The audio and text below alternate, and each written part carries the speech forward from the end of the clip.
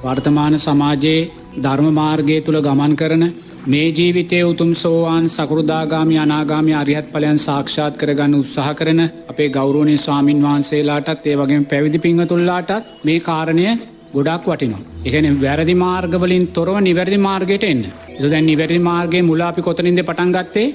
කල්යාණ මිත්‍ර ආශ්‍රය, සද්ධර්ම ශ්‍රවණය, නුවණින් මෙනෙහි කිරීම සහ ධර්මානුධර්ම ප්‍රතිපදාව කියන්නේ ආරෂ්ඨාංගික මාර්ගයට බැසගත්තායි කියන කාරණය. ඒක දැන් මෙතන තමයි අංක 1 මේ අංක 1න් තොරව ධර්ම මාර්ගයේ වැඩිමක් සිද්ධ වෙන්නේ නැහැ.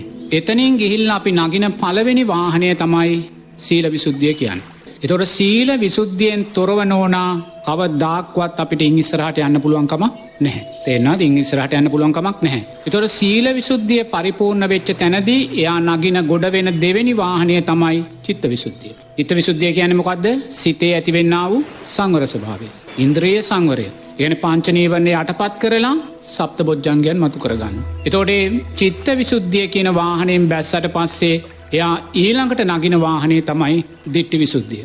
දිට්ඨි විසුද්ධිය කියන්නේ එයා දැක්මෙන් පිරිසිදු භාවයට පත් වෙනවා. සක්කාය දිට්ඨියට අදාළව මමත්වයේ දැඩි භාවයට අදාළව මමය කියලා ගන්නා වූ දැඩි දෘෂ්ටිය සියුම් කර ගැනීම උදෙසා එයා සම්මා දිට්ඨිය අර්ථයන් නිරේතුරුවම නැවත නැවත නුවණින් දකිනවා. ඒ වගේම එයා පටිච්ච සමුප්පාදය තුල ජීවිතය දකින්න උත්සාහ ගන්නවා. එහෙනම් දැන් නිරේතුරු අපි දකින්න ඕනේ කෙනෙක් දිට්ඨි විසුද්ධියට එන්න නම් අනෝනා අනිවාර්යෙන්ම එයා චිත්ත විසුද්ධියෙන් සහ සීල විසුද්ධියෙන් ශක්තිමත් කෙනෙක් වෙන්න ඕනේ. එහෙනම් සීල විසුද්ධියෙන් තොරව චිත්ත විසුද්ධියෙන් තොරව දිට්ඨි විසුද්ධියක් ඇති කර ගන්නවායි කියන කාරණේ ධර්මානුකූලව වෙන්නේ නැහැ. ඒක තේරුම් ගන්න ඕනේ. ඒතකොට දැන් අපි වාහන 3කින් ආවා. තුන්වෙනි වාහනේනුත් බහිනවා කොසල් රජතුමා. බැස්සට පස්සේ එයා හතරවෙනි වාහනයට ගොඩ වෙනවා කියන්නේ එයා දිට්ඨි විසුද්ධිය තුල දැක්ම පිරිසිදු භාවයට පත් කරගෙන. දැන් එයා සීලෙන් ශක්තිමත්, එයා තුල ඉන්ද්‍රිය සංවරය හොඳින් තියෙනවා. ඊළඟට එයා දැක්මෙන් දැන් මමය මගේ කියන දැක්ම සියුම් කර ගනිමින් එයා නිරේතුරුවම පටිච්ච සමුප්පන්නව ජීවිතේ දකිනවා. දැකලා එයා හතරවෙනි වාහනයට දැන් තමයි එයා ගොඩ වෙන්න යන්නේ. මොකද හතරවෙනි වාහනය කියන්නේ කාංකා විතරණ විසුද්ධි ඥාන දර්ශනය කියන කාංකා විතරණ විසුද්ධිය කියන කාරණේ. ඒතර කාංකා විතරණ විසුද්ධිය කියලා කියන්නේ මොකද්ද? එයා දැන් දැක්මෙන් පිරිසිදු භාවයට පත් වුණා.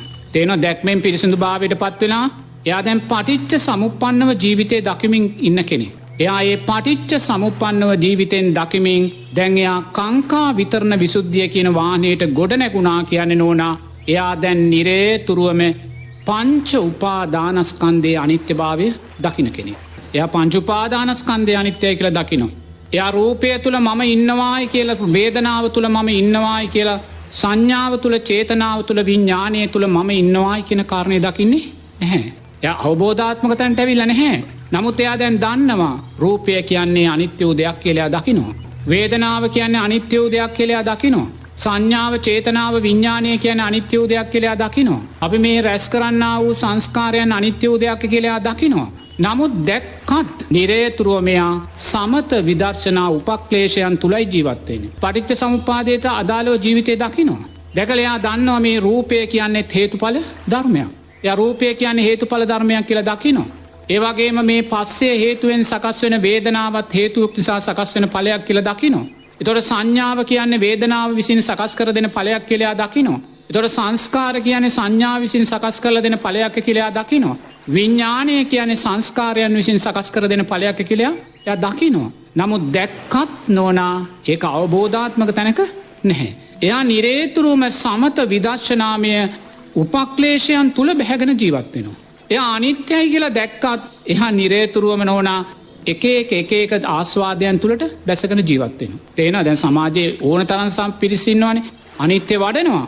අනිත්‍ය වැඩුවත් නෝනා නිරේතුරුවම උපක්ලේශයන් තුල බැසගෙන ජීවත් වෙනවා. භාවනාවක් කරන්න ගියොත් එයා ආලෝක සංඥාවන්ට බැඳෙනවා. භාවනාවක් කරන්න ගියොත් එයා අමනුෂ්‍ය රූපයන්ට බැඳෙනවා. භාවනාවක් කරන්න ගියත් එයා දෙවියන්ට බැඳෙනවා. මේ වගේ සමත විදර්ශනාවේදී සකස් වෙන උපක්ලේශයන්ට එයා බැඳිලා ඉන්නේ. ඒ කියන්නේ විදර්ශනාවක් තාම වැඩෙන්නේ ධර්මානුකූලව විදර්ශනාවක් වැඩෙන්නේ නැහැ. නමුත් එයා පංච උපාදානස්කන්ධය අනිත්‍යයි කියලා දන්නවා. එයා දන්නවා රූපය අනිත්‍යයි කියලා. දැන් ඕන කෙනෙක්ගෙන් සෝවාන් ඵලයට පත් වෙච්ච නැති කෙනෙක්ගෙන් ඇහුවොත් රූපය නිට්ටයද අනිත්‍යද කියලා එයා මොකද කියන්නේ? අනිත්‍යයි කියලා කියනවා. එතකොට මේ වේදනාව නිට්ටයද කියලා ඇහුවොත් එයා මොකද කියන්නේ? අනිත්‍යයි කිව්වත් නෝනා ඒගොල්ලෝ නිරේතුරුවම අර විදර්ශනාමය සමතමය උපක්ලේශයන් තුල තමයි ජීවත් වෙන්නේ. ඒ අනිත්‍ය අවබෝධාත්මකව ජීවිතයට ගන්නෙ නැහැ. ඒ පංච උපාදානස්කන්ධයක් හැටියට ඒ සමත විදර්ශනා උපක්ලේශයන් වැඩෙද්දී ඒ පංච උපාදානස්කන්ධය අනිත්‍යයි කියලා දකින්නේ නැහැ. ඒ පලිබෝධයන්ට ඇලිලා නිරේතුරුව විදර්ශනාව දුර්වල කරගන්නවා. දැන් මෙතන මේ තාමත් එයා විදර්ශනා නුවණ ඇති කරගත්ත කෙනෙක් නෙමෙයි ඈ. කාංකා විතරණ විසුද්ධිය ඇති වෙන මොහොතේ එයා විදර්ශනා නුවණක් ඇති කරගත්ත කෙනෙක් නෙමෙයි තාම. එයා තාමත් මාර්ගය වඩමින් ඉන්නවා. නමුත් උපක්ලේශයන්ට යට වෙලා ඉන්නේ. එතකොට මේ කාංකා විතරණ විසුද්ධිය පරිපූර්ණ කරගත්තට පස්සේ අන්න දැන් මේ කාංකා විතරණ විසුද්ධියට ආවේ මාර්ග කීයක් පහු කළාද? වාහන කීයක් පහු කළාද? 3ක් පහු කළා ආවේ. සීල විසුද්ධිය පහු කළා, චිත්ත විසුද්ධිය පහු කළා, ditthi විසුද්ධිය පහු කරලා 4 වෙනි වාහනේ තමයි කාංකා විතරණ විසුද්ධිය. එතනදී අර ditthi විසුද්ධියේදී පිරිසිදු කරගත්තා වූ දැක්ම පංච උපාදානස්කන්ධයේ අනිත්‍යභාවය බවට පත් කළ දකින්න. එයා දන්නවා රූපය අනිත්‍යයි කියලා. එයා දන්නවා වේදනාව හේතුඵල ධර්මයක් වේදනාව අනිත්‍යයි කියලා. එයා දන්නවා සංඥාව හේතුඵල ධර්මයක් සංඥාව අනිත්‍යයි කියලා. එයා දන්නවා සංස්කාර හේතුඵල ධර්මයක් සංස්කාර අනිත්‍යයි කියලා. එයා දන්නවා විඥානයේ හේතුඵල ධර්මයක් විඥානය අනිත්‍යයි කියන කාරණේ දන්නවා. එහෙම දකිමින් හිටියත් නිරේතුරුව එයා සමත විදර්ශනාමය උපක්ලේශයන්ට ග්‍රහණයටපත් වෙලා ඒවැයි වහලෙක් බවට පත් වෙලා ඉන්නේ. දැන් අපි දකිනවා සමහර අය සීලය තුලත් ශක්තිමත්. ඒ වගේම චිත්ත සමාධියත් එයා තුල තියෙනවා. එයා දිට්ඨියනොත් පිරිසුදු භාවයට පත් වෙනවා. පත් වෙලා එයා භාවනා කරනවා. භාවනා කරන්න ගියාට පස්සේ නොයේ දේවල් වලට ඒගොල්ලෝ ඇලිලා යනවා. නොයේ දේවල් වලට ඇලිලා යනවා. හිතේ සකස් වෙන්නා වූ එක එක උපක්ලේශ ධර්මයන්ට ඇලෙනවා. මේ සකස් වෙන්නා වූ හිත පංච උපාදානස්කන්ධයක් කියලා දකින්නේ නැහැ. සමහර වෙලාවල කියනවා ස්වාමීන් වහන්සේ මම භාවනා කරන්න යනකොට මාව එකපාරට උඩ ගියා කියනවා. සමහරු කියනවා මම භාවනා කරන්න යනකොට එකපාරට මාව පාවුනා කියලා. සමහරු කියනවා මම භාවනා කරන්න යනකොට මගේ ශරීරය කැඩි කැඩි බිඳි බිඳි කැඩි කැඩි බිඳි බිඳි යනවා මම දැක්කා කියලා. ඒතර මේ මොකක්ද මේ වෙලා තියෙන්නේ? පංච උපාදානස්කන්ධය අනිත්‍යයි කියලා දැක්කේ නැහැ. දැන් සමාජයේ සමහර පින්වතුන් ඉන්නවා එයා ඇවිල්ලා කියනවා මට ආලෝක සංඥාවක් මම දැක්කා. මම දැන් සෝවාන් ඵලයටපත් වෙලා කියලා. එයා කියනවා මම මහා බ්‍රහ්මයා දැක්කා. මම දැන් සෝවාන් ඵලයටපත් වෙලා කියලා. එයා කියනවා මම බුදුරජාණන් වහන්සේ දැක්කා. මං සෝවාන් ඵලයට පත් වෙලා කියලා. එයා කියනවා මගේ ශරීරය කැඩි කැඩි බිඳි බිඳි යනවා දැක්කා. මම සෝවාන් ඵලයට. ඒතකොට යම් කෙනෙක් කියනවා නම් මම භාවනාවේ ඉන්නකොට මගේ ශරීරය කැඩි කැඩි බිඳි බිඳි කැඩි කැඩි බිඳි බිඳි යනවා කියලා දැක්කා කියලා ඒ මොහොතේ ආ චිත්තානුපස්සනාව තුලවත් ඉඳලා නැහැ. එයා චිත්තානුපස්සනාව තුල හිටියා නම් එයාට ඒ කැඩි කැඩි බිඳි යනවා කියන දැක්ම පංච උපාදානස්කන්ධය විතරයි. එයා ඒ හිත අනිත්‍යයි කියලා දකින්න ඕනේ. දැක්කේ නැත්නම් එයා කැඩි කැඩි බිඳි බිඳි කැටි කැඩි බිඳි බිඳි යනවා කියන අර සමත විදර්ශනාමය උපක්ලේශයට අහුවෙච්ච කෙනෙක් බවට පත් වෙනවා. එයා භාවනා කරද්දී එයාට සුන්දර බුදුරජාණන් වහන්සේගේ රූපයක් පෙනුනොත් ඒ සෝවාන් ඵලයටපත් උනා නෙමෙයි. එයා ඒ බුදුරජාණන් වහන්සේගේ රූපය සතර සතිපට්ඨානට යොමු කළේ නැහැ. අන්න රූපේ ආස්වාදයට බැඳිලා සමත විදර්ශනාමය උපක්ලේශයන් තුල බැහැගෙන නමුත් අනිත්‍ය වඩනවා. එයා සුන්දර දෙවියෙක් දැක්කොත් ඒ සුන්දර දෙවියා අනිත්‍යයි කියලා ඒ සුන්දර දෙවියාව සතර සතිපට්ඨානට යොමු කරන්නේ නැහැ. ඒ දෙවියා දැක්කා වූ හිත තුලින් පංච උපාදානස්කන්ධයේ අනිත්‍යභාවය මතු කරගන්නේ නැහැ. එයා මොකද කරන්නේ? අර දෙවියාගේ ආස්වාදයට යට වෙලා අන්න සමත විදර්ශනාමය උපක්ලේශය සකස් කරගන්න. දැන් කෙනෙක් භාවනා කරද්දී යා පාවෙනවා යාට පේනවා. එයා පාවෙනවා දකිනවා නමුත් එයා පාවෙන්නේ නැහැ. පාවෙනවා කියලා සකස් වුණේ අනිත්‍ය පංච උපාදානස්කන්ධය. ඒ පංච උපාදානස්කන්ධය මායя කියලා දැක්කේ නැහැ. ස්වාමින් වහන්සේ භාවනා කරන විට දකින දේ දැනෙන දේ අනිත්‍යයි කියා නේද ස්වාමින් වහන්සේ අප දැකිය යුත්තේ? එහෙයි නමුත් කාංකා විතරණ විසුද්ධියේදී යාට ඒ ශක්තිය නැහැ. ඒක තේරුම් ගන්න ඕනේ. එයාට රාමේ ශක්තිය නැහැ. එයා උපක්ලේශයට කොටු වෙනවා. ඒකයි කියන්නේ සමහර උඩ යනවා පේනවා කියනවා. නමුත් එයා උඩ ගියේ නැහැ. හිතයි කියන්නේ එයා උඩ ගියා කියලා. ඒ හිත අනිත්‍යයි කියලා දැක්කනම් එයා ඉන්නේ හිටපු තැනමයි. නමුත් එහෙම දකින්නේ නැහැ. මොකද කාංකා විතරණ විසුද්ධියේදී එයාට තාම මේ දක්ෂභාවය නැහැ. එයා ඒකට ඇලිලා යනවා. උපක්ලේශයන්ට ඇලිලා යනවා. නමුත් අනිත්‍යයි කියලා වහුණා වඩනවා. නමුත් ඒ කාංකා විතරණ විසුද්ධියේදී අන්න එයා අර සමත විදර්ශනාමය උපක්ලේශයන්ට අහු වෙනවා. දැන් එයා 4 වෙනි වාහනයට ගොඩ වෙලා තියෙන්නේ. නමුත් 4 වෙනි වාහනයට ගොඩ වුණත් නෝනා තාම එයා තුල විදර්ශනා නුවණ සකස් වුණාද? තාම සකස් වෙලා නැහැ. ඊට පස්සේ මේ හතරවෙනි වාහනයෙන් මොකද කරන්නේ කොසල් රජතුමා හතරවෙනි වාහනයෙන් බැහැලා දැන් පස්වෙනි වාහනයට නගිනවා. පස්වෙනි වාහනේ බුදුරජාණන් වහන්සේ දේශනා කරනවා මග්ගා මග්ග ඥාන දර්ශන විසුද්ධිය කියලා. තේරෙනවද? ඒ පස්වෙනි ඥානෙ. ඒතර මග්ගා මග්ග ඥාන දර්ශන විසුද්ධිය කියලා බුදුරජාණන් වහන්සේ දේශනා කරන්නේ මාර්ගය නිවැරදිව හඳුනාගත්තා වූ අන්න දැන් තමයි එයා තැනකට එන්නේ. එයා මාර්ගය නිවැරදිව හඳුනා ගන්න තැනට ආවා. මාර්ගය නිවැරදිව හඳුනා ගන්නවා කියන නෝනා එයා නිරේතුරුවම දැන් පංච උපාදානස්කන්ධයේ අනිත්‍යභාවය දකින්න දක්ෂ කෙනෙක්. එයා දන්නවා භාවනා කරද්දී යාට බුදුරජාණන් වහන්සේ පෙනුනත් ඒ සකස් වුණේ අනිත්‍ය වූ පංච උපාදානස්කන්ධයක් කියලා. එයා දකිනවා ඒක වේදනාවේ ආස්වාදය කියලා. එයා දකිනවා බුදුරජාණන් වහන්සේ භාවනා කරද්දී එයාට සුන්දර දෙවියෙක් දැක්කත් එයා දන්නවා මේ අනිත්‍ය වූ පංච උපාදානස්කන්ධයක් කියලා. එයා ඒ සුන්දර දෙවියා දැක්කා වූ හිත ඒ මොහොතේම චිත්තානුපස්සනාවට දාලා දෙවියා ඉවත් කරලා මාර්ගය ශක්තිමත් කරගන්න.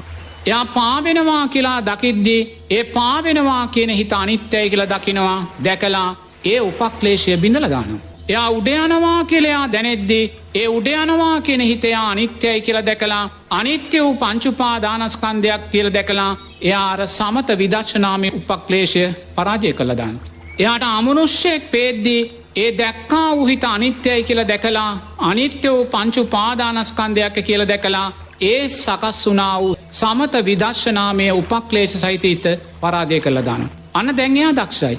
මග්ගා මග්ග ඥාන දර්ශන විසුද්ධිය දැන් එයා මග නොමග හඳුනාගත්ත කෙනෙක්. එයා නොමගට යන්නේ නැහැ. එයා නිරේතුරුව පංච උපාදානස්කන්ධයේ අනිත්‍යභාවය නුවණින් දකිනවා. එයා දකිනවා මේ රූපය කියන්නේ අනිත්‍ය වූ ධර්මතාවයක් කියලා එයා දකිනවා. මේ රූපේ හේතුඵල ධර්මයක් මේ හේතුන් නිසා සකස් වුණා වූ දෙයක් මේ රූපය අනිත්‍යයි කියන කාරණය නුවණින් දකිනවා. එයා දකිනවා මේ වේදනාව කියන්නේ අනිත්‍ය වූ දෙයක්. කුමක් හේතුවෙන්ද සකස් වුනේ? පස්සය හේතුවෙනුයි වේදනාව සකස් වුනේ. වේදනාව කියන්නේ අනිත්‍ය වූ ධර්මතාවයක් කියලා දකිනවා දැන්. නමුත් දැක්කත් එයා උපක්ලේශයන්ට රැවටෙන්නේ නැහැ. තේරෙනවද? දැන් එයා මාර්ගය හඳුනගෙනයි තියෙන්නේ. එයා දන්නවා සංඥාව, චේතනාව, විඥානය කියන අනිත්‍ය වූ ධර්මතාවයන් කියලා එයා දන්නවනේ. දැන් ආයිමත් එයා රැවටෙන ස්වභාවයෙන් මිදුන. එයාව ආයිමත් රවට්ටන්න බැහැ. මොකද එයා මග්ගා මග්ග ඥාන දර්ශන විසුද්ධිය සකස් වුණ කෙනා මාර්ගය දැක්කනුණා.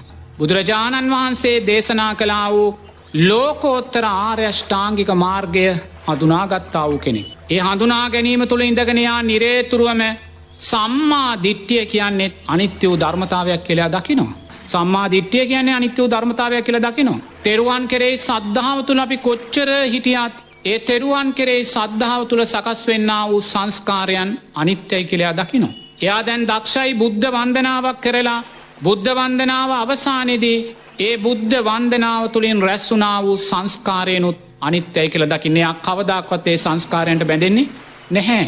එයා බුදුරජාණන් වහන්සේගේ දෙතිස් මහා පුරුෂ ලක්ෂණයන්ගෙන් බබලන රූපකාය අලු ගොඩක් ධාතුන් වහන්සේලා ගොඩක් බාහිර සතර මහා ධාතුවටම එකතු වෙන සතර මහා ධාතුවක් හැටියට දකින්න දක්ෂයි. මොකද එයා දැන් නැවත සමත විදර්ශනාමය උපක්ලේශයන්ට රැවටෙන්නේ නැහැ. එයා දැන් දන්නවා නිරේතුරුවම රූපය අනිත්‍යයි කියන කාරණය දකිනවා. ඒ වගේම සම්මා දිට්ඨිය අර්ථයන්ගේ අනිත්‍යභාවය දකිනවා. සම්මා සංකප්ප තුලින් කොයිසා කුසලයක් පිනක් රැස් වුණත් ඒ සංස්කාර අනිත්‍යයි කියලා දකිනවා. සම්මා වාචාවන් තුලින් සම්මා කම්මන්තෝ ආජීවයන් තුලින් කොයිසා පිනක් කුසලයක් රැස් කළත් ඒ සංස්කාර අනිත්‍යයි කියලා දැන් දකිනවා.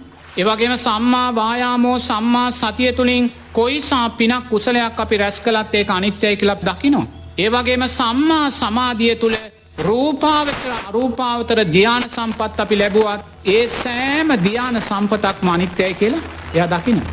එයා දැන් දක්ෂයි සද්ධාව තුල ජීවත් වෙලා සද්ධාව තුලින් රැස් වෙන්නා වූ සංස්කාරයනුත් අනිත්‍යයි කියලා දකින්න. එයා දැන් දක්ෂයි බුදුරජාණන් වහන්සේ තුලින් විදර්ශනා නුවණ මතු කරගන්න.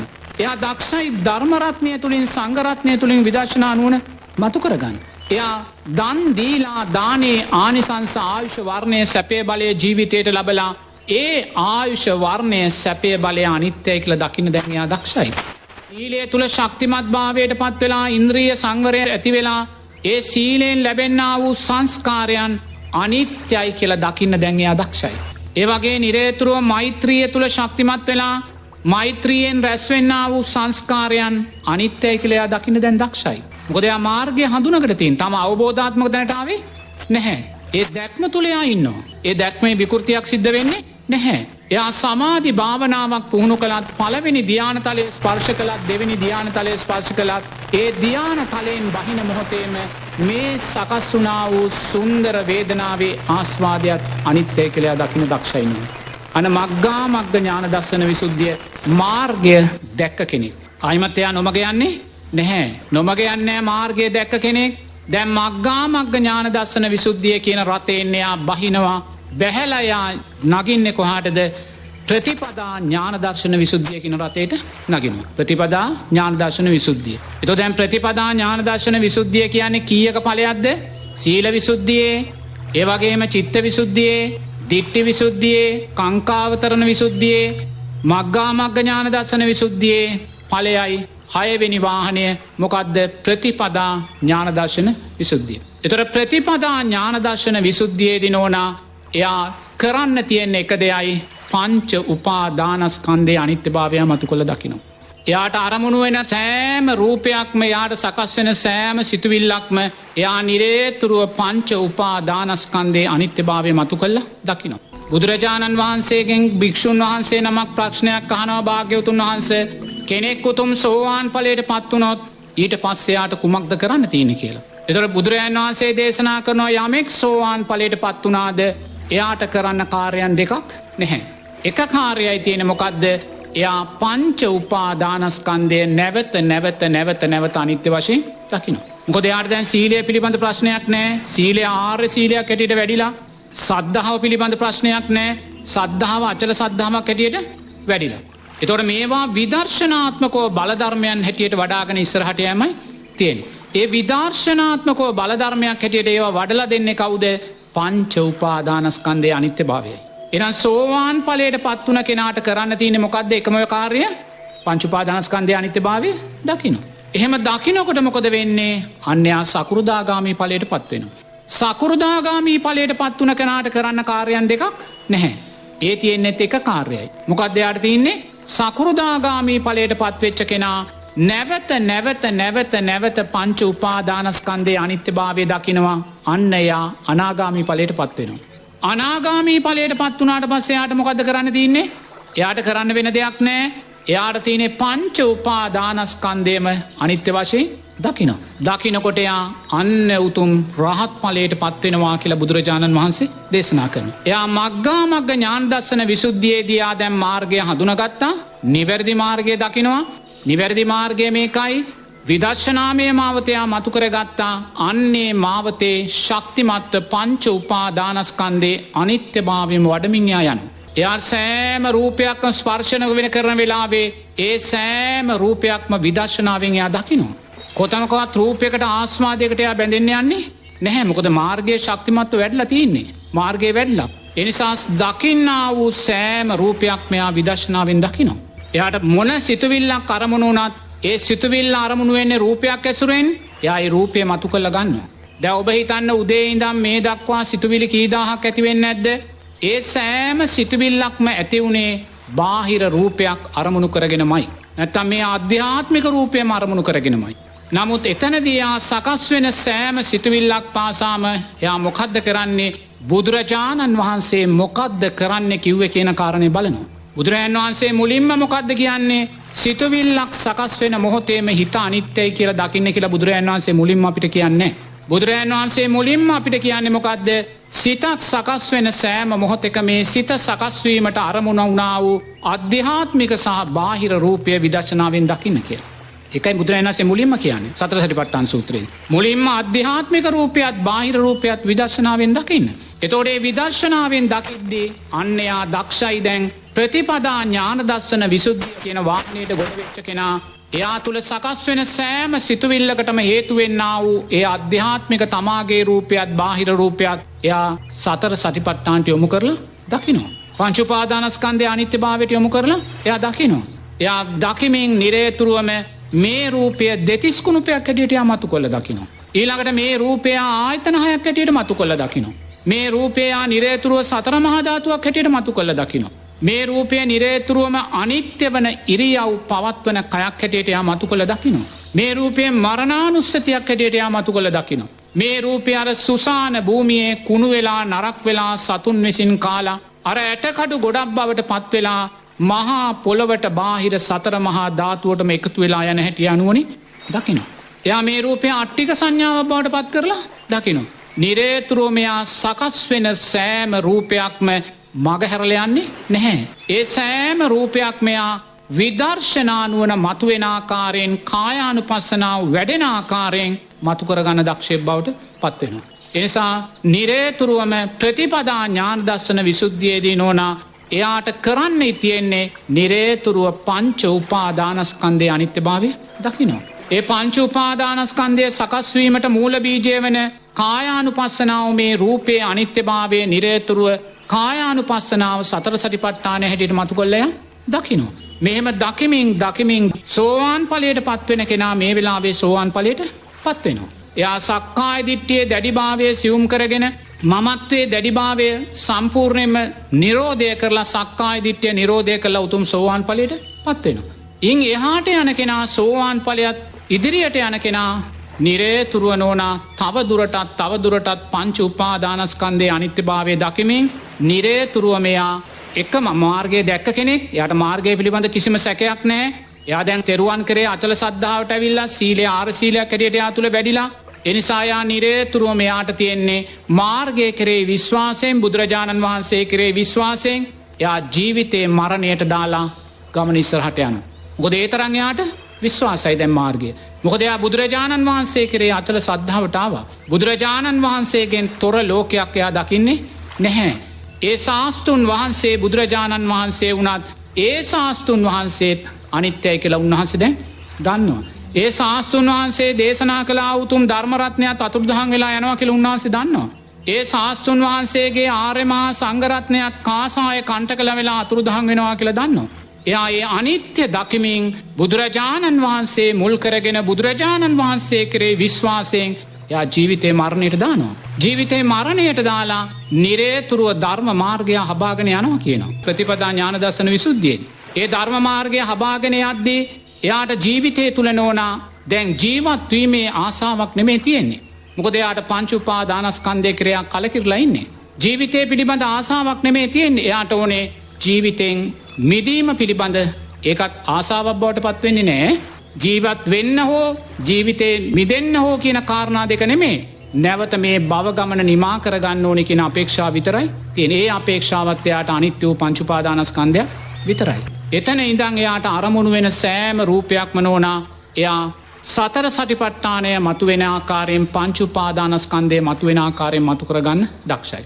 ඒ තැන තමයි ප්‍රතිපදා ඥාන දර්ශන විසුද්ධිය කියලා බුදුරජාණන් වහන්සේ දේශනා කරන්නේ. ඒ ප්‍රතිපදා ඥාන දර්ශන විසුද්ධිය කියන වාහනයෙන් බැස්ස තැන තියෙන්නේ ඥාන දර්ශන විසුද්ධියයි. ඥාන දර්ශන විසුද්ධිය කියන්නේ නෝනායා නිදහස් උනාය කියලා ඇතිවෙන්නා වූ ඥානයන් සහිත අවස්ථාව. එයා තමා තුළින් තමා දකිනවා තමා මේ නිදහස් වීම ලැබුවායි කියන කාරණය. උතුම් සෝවාන් ඵලයට පත් වුණ කෙනෙක් නම් එයා තමා තුළින් තමා දකිනවා මන් නැවත සතර අපායට වැටෙන්නේ නැහැ කියන විශ්වාසය. එතකොට ඒ විශ්වාසයේදී එයා මේ මාර්ගය ආවායි කියන කාරණේ නිරතුරුව දකින්න ඕනේ. කෙනෙක් කියනවා මං සීල විසුද්ධිය පරිපූර්ණ කළේ නෑ. එහෙම නැත්නම් චිත්ත විසුද්ධිය පරිපූර්ණ කළේ නෑ. මම ඥාන දර්ශන විසුද්ධිය පරිපූර්ණ කළා කියලා ඒක වෙන්න පුළුවන්ද? ඒක වෙන්න බෑ. එහෙනම් මේ මාර්ගයක් තියෙනවා. මේ මාර්ගය ක්‍රමානුකූලව වැඩුණාට පස්සේ අන්න ඥාන දර්ශන විසුද්ධිය සකස් වුණ කෙනා තමා තුලින් තමා දකිනවා තමා නිදහස් වුණායි කියන කාරණේ. තමා තුලින් තමා දකිනවා. ඒ තමා තුළින් තමා දකිද්දිය කියන්නේ ආතුර ලෝකෝත්තර සම්මා සතිය සකස් වෙලා ඒ ලෝකෝත්තර සම්මා සතිය සකස් වුණ කෙනා ආයිමත් කවදාක්වත් භව ගමනේ රැවටීමකට පත් වෙන්නේ නැහැ. ඒක ලෝකෝත්තර සම්මා සතියේ තියෙනා වූ ලක්ෂණයක්. ඒ ලෝකෝත්තර සම්මා සතිය සකස් වුණ කෙනා දකිනවා සංසාරේ මම සම්මා සම්බුද්ධ ශාසනවල ඉපදිලා සෝවාන් ඵලයට පත් වුණායි කියලා රැවටුණ අවස්ථා ලක්ෂ වාරයක් තියෙනවා. මම සකෘදාගාමී අනාගාමී අරිහත් ඵලයන්ට පත් වුණායි කියලා රැවටිලා මම මේ උතුම් අධිගමයන් අහිමි කරගත් අවස්ථා ලක්ෂ ගාණක් අතීතයේ තියෙනවා කියලා දකිනවා. ඒක ලෝකෝත්තර සම්මා සතියේ ලක්ෂණයක්. ඒ ධක්ම දකින කෙනා මේ ජීවිතේ Taman නිදහස් වුණායි කියලා කිව්වත් නෝනා ඒ නිදහස් වුණා කියන හිතට එයා බැඳෙන්නේ නැහැ. එයාට ඒ හිතත් අනිත්‍ය වූ පංච උපාදානස්කන්ධයක් විතරක්මයි. එයා හිත විශ්වාස කරන්නේ නැහැ. මොකද එයා දන්නවා සංසාරයේ මෙවැනි හිත් ලක්ෂ වාරයකට වඩා මාව රවට්ටලා සම්මා සම්බුද්ධ ශාසනය මට අහිමි කරලා තියෙනවා කියලා. ඒ නිසා එයා හිත විශ්වාස කරන්නේ නැහැ. ඒ හිත අනිත්‍යයි කියලා දකිමින් එයා තමා තුලින් තමා දකින්නවා කියනවා. තමා තුලින් තමා දකින්නේ කොහොමද? තමාට අවංක වෙමින්. තේරෙනවද? ඒක ලෝකෝත්තර සම්මා සතියේ ලක්ෂණයක්. තමා තුලින් තමා දකින්නේ තමාට අවංක වෙමින්. තමාට අවංක වෙමින් ඥාන දර්ශන විසුද්ධියට පත් වුණ කෙනා තමාට අවංක වෙමින් තමන් දකිනවා රූපය කෙරෙහි අනුශය වූ තුස්සාවක් තමා තුල තියෙනවද කියලා. වේදනාව කෙරෙහි සංඥාව කෙරෙහි සංස්කාර කෙරෙහි විඥානය කෙරෙහි අනුශය වූ තෘෂ්ණාවක් තමා තුල තියෙනවද කියලා තමා තුලින් එයා දකිනවා. එයා දකිනවා මේ භවආත්‍රය කාම භවය රූපී භවය අරූපී භවය කියන මේ භවආත්‍රය තුල ඉන්ද්‍රිකඩු තුඩක තරම්වත් උපාදානයක් තමා තුල තියෙනවාද කියලා තමා තුලින් තමා දකිනවා. ඒතර මේ තමා තුලින් තමා දකින්නේ තමාට අවංක වෙනවා. ඒක තමයි මේ උතුම් ඥාන දර්ශන විසුද්ධියේ තියෙන ලක්ෂණය. ඥාන දස්සන විසුද්ධියට අනුව සියුම් හෝ ක්ලේශයක් තමන් තුළ ඉතිරිව ඇද්දැයි දැකීමට තරම් ඥානයක් නේද ස්වාමින් වහන්ස පුද්ගලයෙක් තුළ මේ අවස්ථාවේදී ඇතිවන්නේ. ඒ අනිවාර්යයෙන්ම එයා දකිනවා මේ මනුස්ස ලෝකයේ තුල එයා හිත පිහිටෝමින් දකිමින් දකිනවා මේ මනුස්ස ලෝකයේ ශ්‍රේෂ්ඨම කෙනා සක්විති රජුරුවයි. මේ සක්විති රජතනතුර කෙරෙහි තමාගේ සියුම් වූ තෘෂ්ණාවක් තියනවාද කියලා එයා දකිනවා. මොකද ඒ සියුම් වූ ඉන්දිකඩු තුඩක තරම් වූ තෘෂ්ණාවක් මනුස්ස ලෝකයේ තුල තිබ්බොත් නැවත උපාදානය මනුස්ස ලෝකයේ තුල වෙන්න පුළුවන්. මොකද ඉන්ද්‍රිකඩු තුඩක තරම් තෘෂ්ණාවක් එතන තියෙනවා. ඒ නිසා තමා තුලින් තමා පීර පීරා බලනවා. මනුස්ස ලෝකයේ කෙරේ තමන් කැමති කළා වූ ආසා කළා වූ මේ සෑම දේවල් දිහාම නුවණින් දැකලා යා බලනවා. මනුස්ස ලෝකයේ ඉන්ද්‍රිකඩු තුඩක තරම්වත් තෘෂ්ණාවක් දැස ගන්න තැනක් තියෙනවද කියලා. එහෙම තියලා ප්‍රත්‍යක්ෂව දැනගන්නවා නෑ මනුස්ස ලෝකයේ කෙරේ එක ඉන්ද්‍රිකඩු තුඩක තරම්වත් තෘෂ්ණාවක් නැහැ කියලා. ඊළඟට එයා දිව්‍යතල පීර බලනවා දිව්‍යතල කෙරේ තෘෂ්ණාවක් තියනවාද කියලා. එයා සක්‍රයා විඳින්නා වූ සැපයන් දැකලා සුජම්පතිය විඳින්නා වූ සැපයන් දැකලා ඒ සැපේනුත් එයා අනිත්‍ය වූ ධර්මතාවය සංස්කාරයක් කියලා දකිනවා. ඒ තුලින් එයා ප්‍රත්‍යක්ෂ කරගන්නවා දිව්‍ය තලයේ මේ සක්‍රයා කියන සැපය කෙරෙහිවත් එයාගේ තෘෂ්ණාව නැහැ කියලා. ඊළඟට එයා රූපාවචර අරූපාවචර බ්‍රහ්මතල අනාගාමී බ්‍රහ්මතලයන් පීර බලනවා මේ සියල්ලම අනිත්‍ය වන සංස්කාරයන් කියලා දකිනවා. එයා බලනවා මහා බ්‍රහ්මයා කියන අර්ථය කෙරෙහි එක ඉන්දිකඩු තුඩක තරම්වත් තෘෂ්ණාවක් තමා තුල තියෙනවාද කියලා එයා පීර බලනවා. බලද්දී එයා දකිනවා එහෙම තෘෂ්ණාවක්. ඊට පස්සේ බුදුරජාණන් වහන්සේ දේශනා කරනවා යමෙකුට මනුස්ස ලෝකයේ කෙරේ තෘෂ්ණාව අතහැරුණා නම් දිව්‍ය තල කෙරේ තෘෂ්ණාව අතහැරුණා නම් බ්‍රහ්ම තල කෙරේ තෘෂ්ණාව ඇතුණා නම් එයාගේ හිත පිහිටන්නේ නිවන තුරයි කියලා. ඒ කියන්නේ ඥාන දර්ශන විසුද්ධිය තමන් නිදහස් වුණායි කියන කාරණේ අන්න එතනින් තමයි දකින්නේ. එහෙනම් මේ තමන් නිදහස් වුණායි කියන කාරණේ දකින්නවා කියන්නේ නෝනා එහෙනම් මේ මාර්ගයක ඵලයක්මයි. එතකොට මේ සීල විසුද්ධියේ පටන් මේ ප්‍රතිපදා ඥාන දර්ශන විසුද්ධිය දක්වාම සම්පූර්ණයෙන්ම ආර්ය අෂ්ටාංගික මාර්ගය ලෞකික වශයෙන් උත් ලෝකෝත්තර වශයෙන් උත් වැඩිලා හවරයි. මේ රතවිනීත සූත්‍රයේ මේ දේශනා කරන මෙන්න මේ විසුද්ධීන් සියල්ල තුල අනිවාර්යෙන්ම නෝනා මුළු ආර්ය අෂ්ටාංගික මාර්ගය ලෞකික සහ ලෝකෝත්තර වශයෙන් සම්පූර්ණයෙන්ම වැඩෙනවා. ඒ ලෞකික ලෝකෝත්තර වශයෙන් වැඩිලා සම්මා ඥාන තුලින් තමයි සම්මා විමුක්තිය සාක්ෂාත් කරලා දෙන්නේ. එතකොට මේ සම්මා විමුක්තිය සාක්ෂාත් කරගත්ත ඒ ඥාන දර්ශන විසුද්ධිය පරිපූර්ණ කරගත්ත දවසකට ඔබ වේවා මම වේවා අපි උතුම් රහත් ඵලයට පත් වුණ බවට පත් වෙනවා. ඒ උතුම් චතුරාර්ය සත්‍ය අවබෝධ කරගත්තා කියන්නේ මේ භව ගමන නිමා කළායි කියන්නේ නෝනා අපි මේ මාර්ගය තුල ගමන් කරලා නිවැරදිව මේ මාර්ගය තරණය කරලා උතුම් ඥාන දර්ශන විසුද්ධියෙන් පරිපූර්ණ වෙච්ච තැනදී ඒ උතුම් ඥාන දර්ශන විසුද්ධිය කවදා හරි ඔබ හෝ මම හෝ කවුරුන් හෝ පරිපූර්ණ කරගත්ත තැනදී එයා උතුම් රහතන් වහන්සේ කෙනෙක් බවටයි පත් වෙන්නේ. ඒ රහතන් වහන්සේ මෙන්න මේ වගේ කෙනෙක් වෙනවායි කියලායි මම නම් හිතන්නේ. කොයි වගේ කෙනෙක්ද? එයා කාටවත්ම නොදැනී කාටවත්ම නොපෙනී ධර්මයේ නැමැති මහා කඳු මුදුනට නගිනවා. තේරෙනවද කොහොමද නැග්ගේ? කාටවත්ම නොදැනී කාටවත්ම නොපෙනී ධර්මයේ නැමැති මහා කඳු මුදුනට නැගලා ඒ කඳු මුදුනේ සිට දැකිය යුතු සියල්ල දැකලා බැලිය යුතු සියල්ල බලලා අවබෝධ කළ යුතු සියල්ල අවබෝධ කරලා කාටවත්ම නොපෙනෙන්න කාටවත්ම නොදැනෙන්න ඒ කඳු මුදුනෙන් කඳු පාමුලට බැහැලා නිසල්මනේ ජීවත් වෙන කෙනෙකුටයි රහතන් වහන්සේ කියලා කිය. තේරෙනවද? වෙන කෙනෙකුට නෙමෙයි. එහෙනම් අරසා ගමනක් ඇවිල්ලා නෝනා අවසානයේ අපි ලබන ඵලය මොකද්ද? කාටවත් නොපෙනී කාටවත් නොදෙනී ධර්මයේ නැමැති මහා කඳු මුදුනට නැගලා ඒ කඳු මුදුනේ සිට දැකිය යුතු සියල්ල දැකලා බැලිය යුතු සියල්ල බලලා අවබෝධ කළ යුතු සියල්ල අවබෝධ කරලා කාටවත් නොදැනී කාටවත් නොපෙනී ඒ කඳු මුදුනෙන් කඳු පාමුලට බැහැලා කාත් කවුරුවත් නැතිව ජීවත් වෙන අනුන්ගේ සිව්පසයෙන් යැපෙන කාත් කවුරුවත් නැති මරණයක් උරුම කරගත්තා උත්තමයාටයි කවදා හරි නෝනා රහතන් වහන්සේ කියලා කියන්නේ. එන අවසානයේ අපි ලැබුව දෙයක් තියෙනවද? ලැබුව දෙයක් නැහැ. කාත් කවුරුවත් නැති මරණයක්, අනුන්ගේ සිව්පසයෙන් යැපෙන ජීවිතයක්, කාත් කවුරුවත් නැති මරණයක් ජීවිතයක් ලබන කෙනාටයි අවසානයේ රහතන් වහන්සේ කියන්නේ. එහෙනම් ඉතින් අඬ බෙර ගහන්න දෙයක් එතන තියනවද? ලෝකෙට කියන්න දෙයක් තියනවද? එච්චරයි. කාත් කවුරුත් නැති කාත් කවුරුත් නැති මරණයක් උරුම කරගන්න අනුන්ගෙන් යැපෙන කෙනාටයි අවසානයේ ඔබ රහත් වුණත් මම රහත් වුණත් අපිට යන්න තියෙන්නේ උතෙන්ට. එතෙන්ට යන්න නම් ඕන අනිවාර්යයෙන්ම මේ මාර්ගය නිවැරදිව වඩන්න ඕන. මේ මාර්ගය නිවැරදිව වැඩුවේ නැත්තම් අවසාන ඵලයේ හැටියට බිහි වෙන රහතන් වහන්සේ කියන්නේ මුළු ලෝකෙටම විහිළුවක්. දැන් වර්තමානයේ වෙන ගොඩාක් තියෙනවනේ දැන් නේද? අවස්ථා අපිට ඇහෙනවනේ. ඉතින් ඒ ඇහෙන්නේ කුමක් නිසාද? මේ මාර්ගය පරිපූර්ණව වැඩිලා නැහැ. මේ මාර්ගයේ පරිපූර්ණ වැඩුණා නම් අවසානයේ බිහිවෙන්නා වූ රහතන් වහන්සේ කියන්නේ කාත් කවුරුවත් නැති මරණයක් උරුම කරගන්න අනුන්ගේ සිව්පසයෙන් යැපෙන උත්තමයයි. ඔච්චරයි තියෙන්නේ. අවසානයේ උතනයි. කවුද දේශනා කරන්නේ? මන්තානිපුත්ත පුණ්‍ය ස්වාමීන් වහන්සේ. උන්වහන්සේ රහතන් වහන්සේ කෙනෙක්.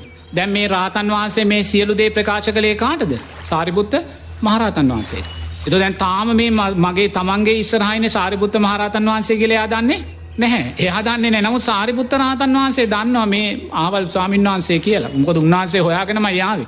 දැන් අවසානයේ පුණ්‍ය ස්වාමීන් වහන්සේ සාරිපුත් ස්වාමීන් වහන්සේට මේ සියලුම ධර්මයන් කියලාට පස්සේ ඊළඟට සාරිපුත්ත මහරහතන් වහන්සේ අහනවා ආයුෂ්මතුන් ඔබ වහන්සේගේ නම කියන්න කියලා. මේ වගේ සුන්දර ධර්මයක් දේශනා කළා. එතකොට තමයි කියන්නේ මම මන්තානිපුත්ත මේ පුණ්‍ය ස්වාමීන් වහන්සේ කියලා කියනවා. ඒ වෙලාවේ සාරිපුත්ත මහරහතන් අනේ සාදු සාදු ඔබ වහන්සේ බුදුරජාණන් වහන්සේ පවා වර්ණනා කළා වූ භික්ෂුවක් කියලා කියනවා. එහෙම කියද්දී පුණ්‍ය ස්වාමීන් වහන්සේ අහනවා ඔබ වහන්සේගේ නම කියන්න කියලා. ඒ වෙලාවේ සාරිපුත්ත මහරහතන් වහන්සේ කියනවා මම තමයි සාරිපුත්ත මහරහතන්. අනේ ඒ වෙලාවේ පුණ්‍ය ස්වාමීන් වහන්සේ කියනවා අනේ ස්වාමීන් වහන්සේ අවබෝධාත්මක මේසා උතුම් භික්ෂුන් වහන්සේ කෙනෙක් මගේ ඉස්සරහා ඉන්නවා කියලා මං හීනකින්වත් හිතුවේ නැහැ.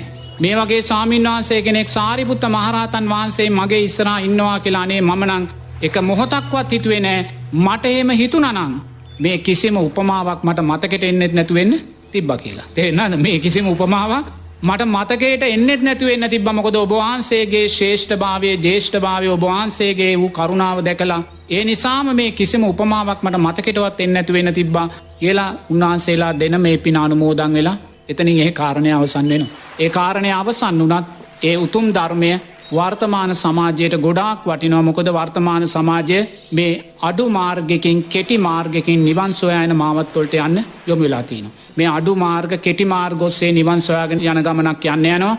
ඒ සියල්ල සකස් වෙන්නේ නෝනා කල්යාණ මිත්‍ර ආශ්‍රය වෙනුවට අසත්පුරුෂ ආශ්‍රයන් සොයා යාමෙන්. ඒතකොට මේ අසත්පුරුෂ ආශ්‍රයන් නිසා කල්යාණ මිත්‍ර ආශ්‍රය නොවන ආශ්‍රයන් නිසා බුදුරජාණන් වහන්සේ දේශනා කළේ නැති විකෘති ධර්මයන් ඇහෙන්න ලැබෙනවා. ඒ විකෘති ධර්මයන් ඇහෙන්න ලැබෙන නිසාම නෝනා මේ සැබෑ මාර්ගයෙන් බාහිර මාර්ගවල ගිහිල්ලා ධර්මයේ නාමයෙන් මිත්‍යා දෘෂ්ටිය තමයි අපි වැළඳ ගන්න. නමුත් ඉතින් අනිත්‍ය වඩනවා. මම සෝවාන් වෙලා කියලා කියනවා. නමුත් අනිත්‍ය වැඩුවත් නෝනා තමන් ඉන්නේ මිත්‍යා දෘෂ්ටිය තුලයි.